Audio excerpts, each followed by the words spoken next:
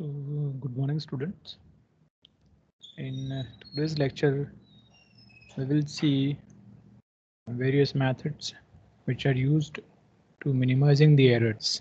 So, in the first lectures, we discussed on what are errors, what are the different types, which are the different sources from which we encountered error while we are performing pharmaceutical analysis.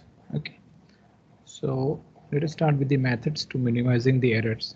So there are so many methods available.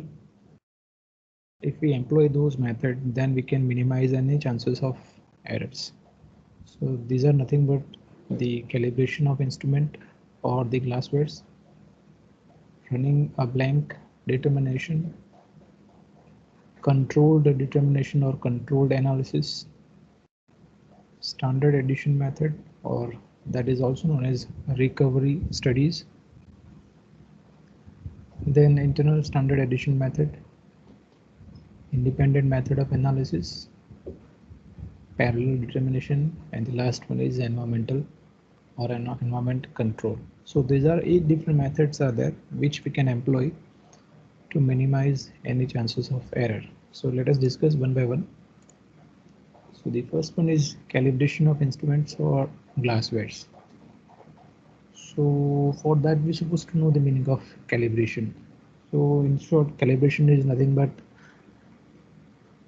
comparison which is done for any instrument. Say for example, if you have a pH meter, which is generally used for the measurement of pH, right? But in a meantime, you supposed to check that instrument for its accuracy. Accuracy means whether that instrument is able to give us the proper or the exact or the actual real reading. So we do have some ready-made samples. We do have some ready-made samples available in the market for pH. Say for example, if you have a solution whose pH is either 7 or 4, so that solution is having a fixed pH value. That means there are some tablets available in the market that when you dissolve those tablets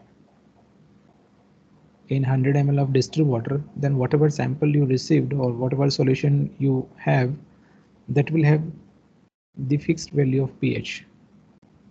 Okay, so when you dissolve, say for example, that tablet is meant for pH 4. So when you dissolve that tablet in 100 ml of distilled water, that 100 ml solution you will get which must have a pH of 4.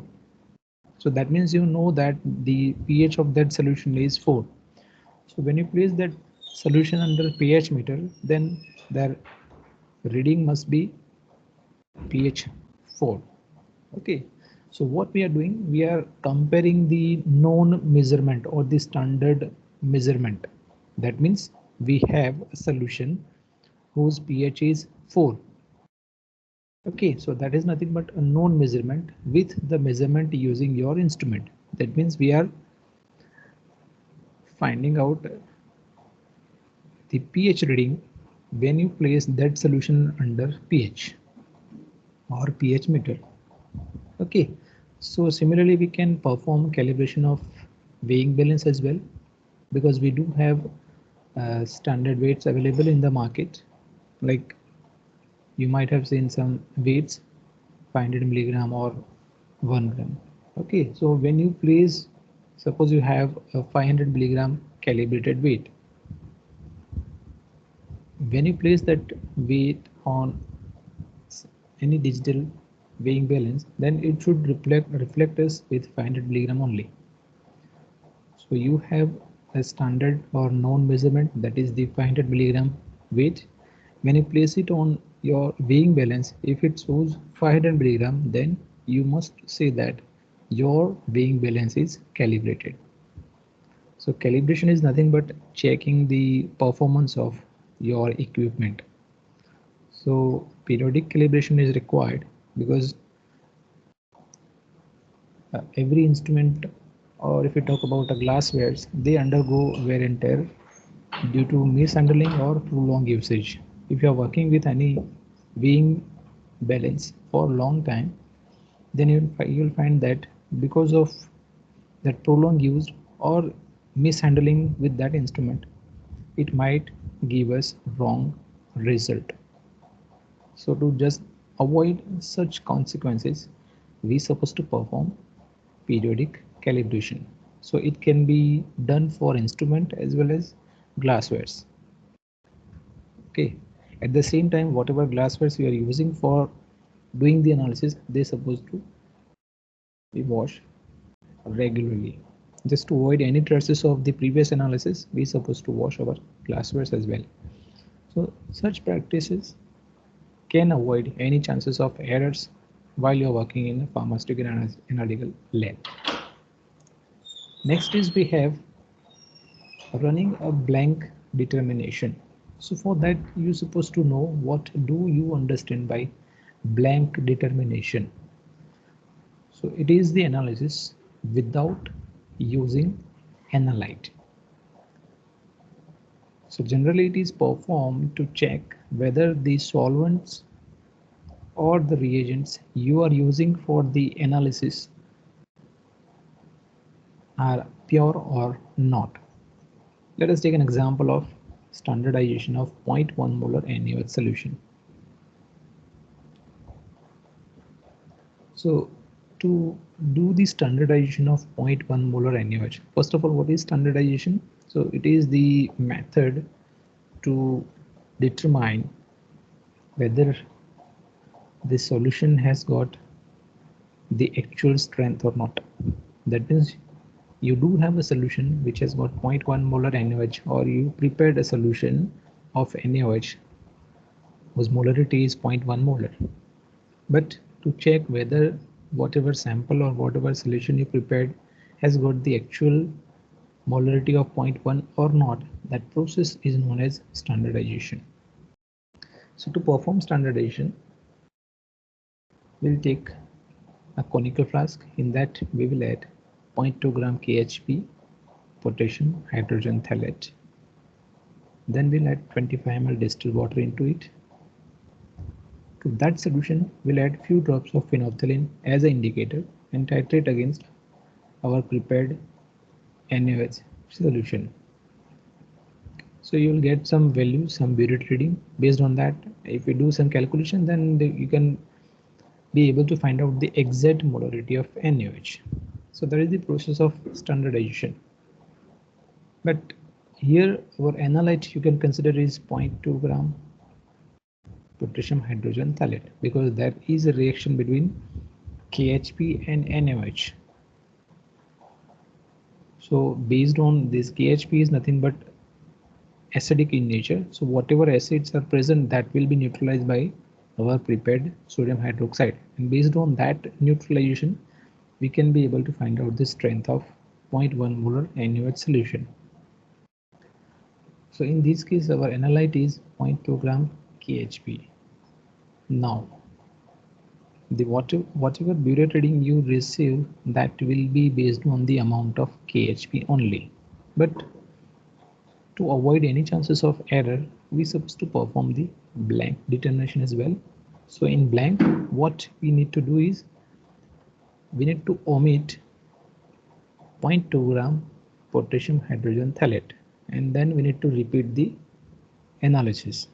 So that will be 25 ml distilled water, few drops of phenolphthalein as indicator, and then titrate against prepared NaOH solution.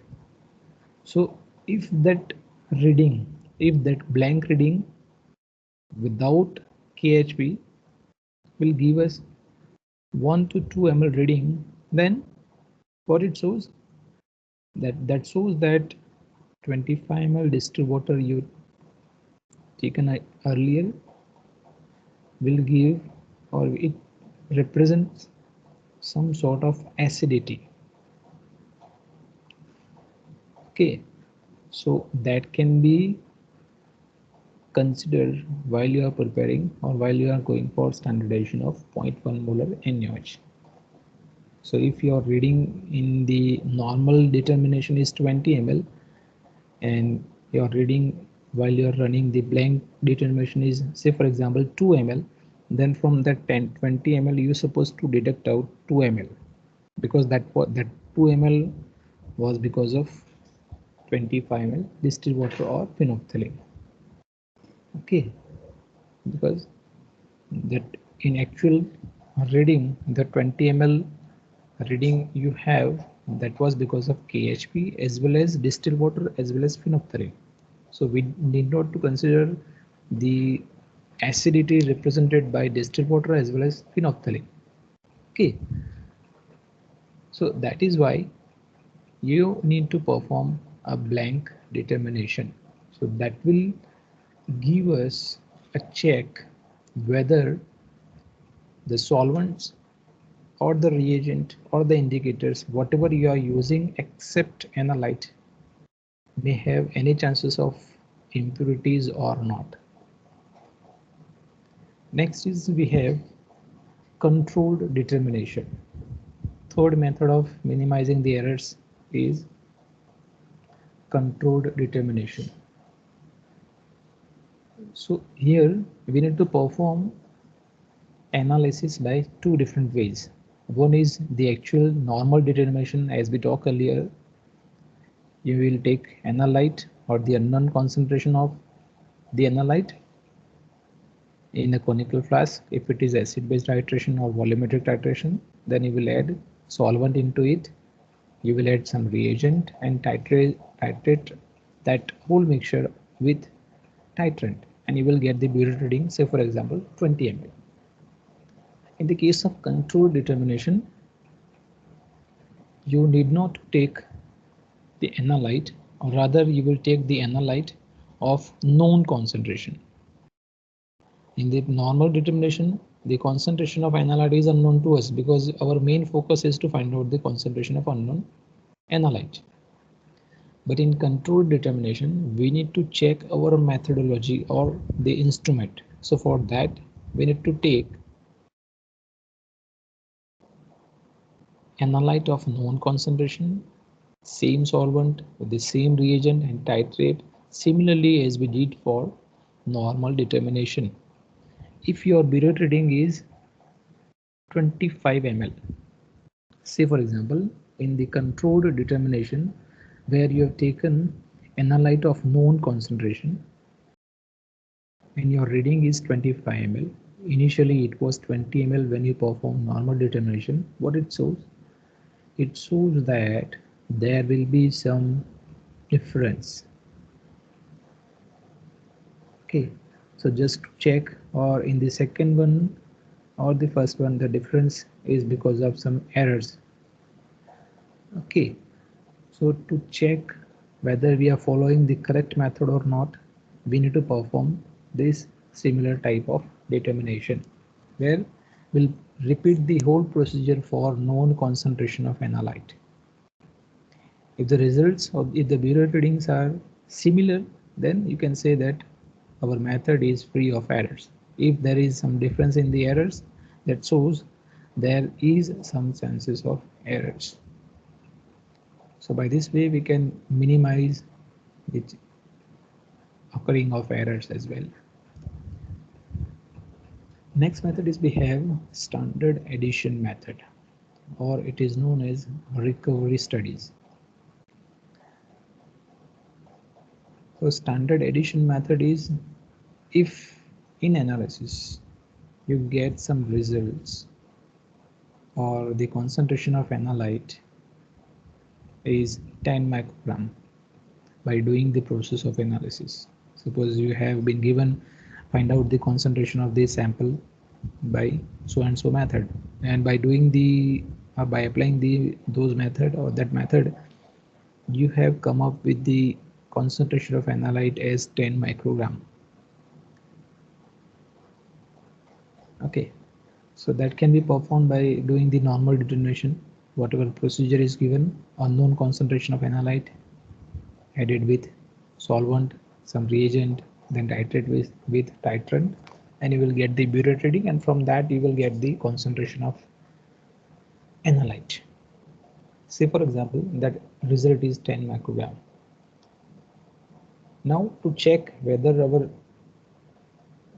process of analysis is error free or not, then we need to add externally 5 microgram of standard sample. So whatever analyte we have whose concentration is unknown to us, in that unknown concentration of analyte which was found out initially, in that we need to add 5 microgram standard sample externally, and then we need to repeat the analysis. So what should be the result? Obviously the result must be 15 microgram, because 10 microgram which was initially taken or which was determined initially, in that we have added extra 5 microgram of standard sample. So our result must be 15 microgram in the second time when we perform the analysis. But in place of 15 microgram, if it is 14 microgram or 16 microgram, then it shows there are some errors in the performance. If it is 14 microgram, say for example, then we need to find that recovery. So we have added 5 microgram, but it was recovered to be 4 microgram, because 10 microgram was represented by the unknown concentration which was already present. In that we have added 5 microgram, but in place of 5 microgram we came up with 4 microgram. So in that condition, if you want to find out the percentage recovery, then 5 microgram represents 100% recovery, but in place of 5 microgram we received 4 microgram, so the percentage recovery is 80%. So by doing such standard addition method or recovery studies, we can be able to find out if there are any chances of errors or not. So you can perform this kind of standard addition method practice while you are performing any analysis in pharmaceutical analytical lab. Next is internal standard addition method.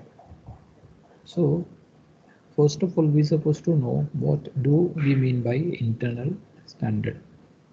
So that is represented by IS. So internal standard will be different from the analyte. So whatever analyte we are focusing on, whose analysis is to be performed, say for example that analyte is A, then internal standard, whatever we will take, that internal standard will be different from A, but it will react very similarly to analyte.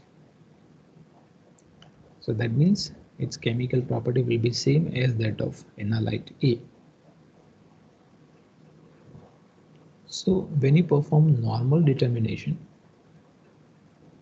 so normal determination is nothing but analyte A of unknown concentration will add with solvent with some reagents, titrate with titrant, and you will get the butyrate reading. See, this titration example we are focusing on because in your syllabus titration, volumetric titrations are there. Okay, so these can be performed for any sort of technique. It can be titration, it can be uh, instrumental analysis, or any sort of analysis. Okay, so by doing this normal determination, if your answer is or the butyrate reading is 20 ml, say for example, then in that process or that determination will be repeated after every addition of internal standard. So suppose while you are carrying out the normal determination and you have received the answer is 20 ml, then you need to repeat the whole process by adding fixed amount of internal standard into it. That means you can add, say for example, 5 milligram into it and repeat the whole process. So by addition of 5 milligram, you will get the burette reading can be 25 ml, say for example. Then again you have to repeat the process by adding 10 milligram of internal standard. So by every addition of internal standard, the results should be increased in directly proportional manner. If it is 5 milligram addition of internal standard, the burette reading can be 25 ml. If it is 10 milligram, then 30 ml, 15 milligram, then 35 milligram, 35 ml. Okay, so likewise, if every addition of internal standard shows directly or direct relation with the burette reading, then it shows your method is error free, because we are adding fixed amount of internal standard into it. Okay, so the concentration of analyte will remain constant, but what we are changing is the addition or additional amount of internal standard, and that is also in fixed pattern. So when you add your internal standard in fixed pattern, your burette reading must be increased in fixed pattern. If such type of relation you observe, then you can say that your method is error free. Next is we have independent method of analysis. So in this, analysis of analyte will be done by different method and check for any errors. That means determination is done by more than one method but different method to check the accuracy of result. Suppose we have two examples over here. Let us take an example of HCl. Suppose you are performing or you are determining the concentration of HCl in acid-base titration. So for that you can use NaOH into it. So when you perform HCl titration with NaOH, you will get the concentration of or the strength of HCl. Similarly, the strength of HCl can be performed by other method, that is nothing but precipitation method. Okay, so as per precipitation method, you will take HCl into conical flask and then you will add silver nitrate into it. So silver nitrate react with HCl and it will form precipitate of AgCl, and by finding out the concentration of AgCl, you can be able to find out the concentration of HCl. So here what we are doing, we are finding out the concentration of HCl by acid-base titration as well as by precipitation method.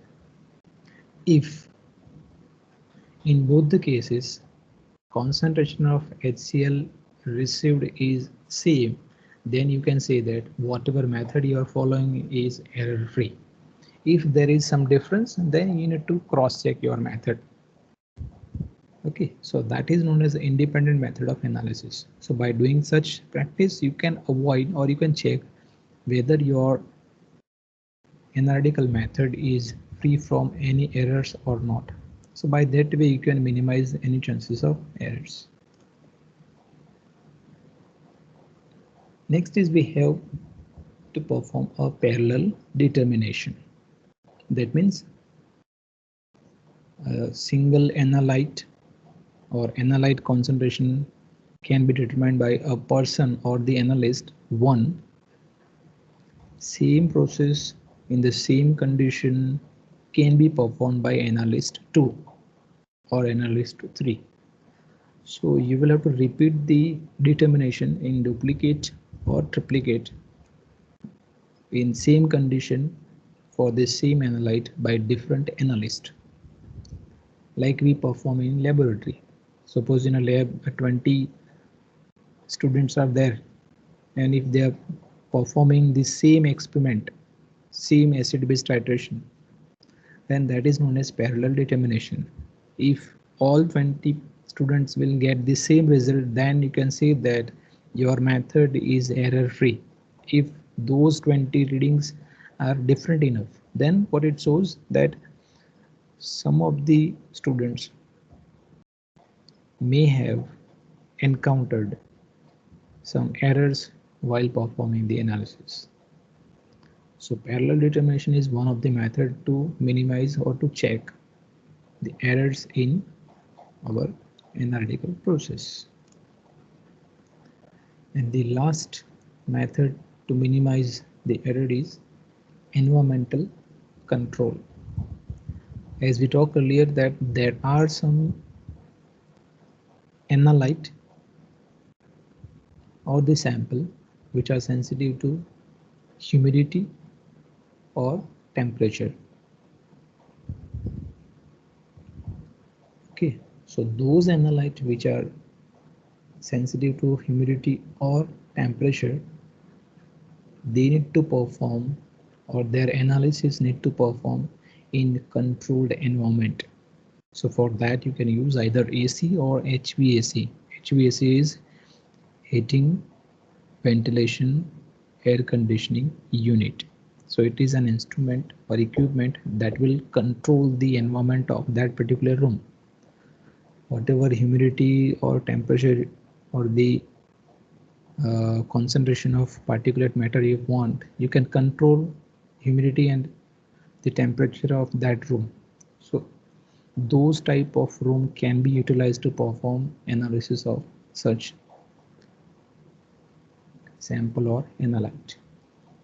So generally hygroscopic and deliquescent materials need such controls.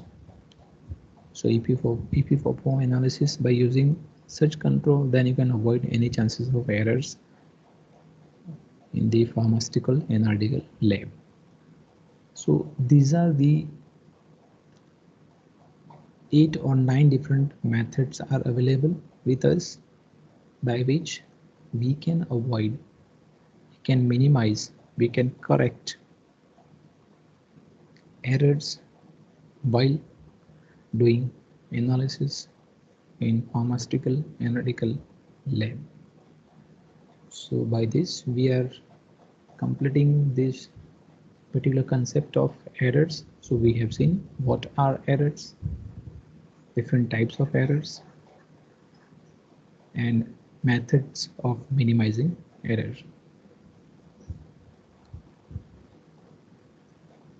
Okay, so in the next lecture we will see different aspects of pharmaceutical analysis. Have a nice day.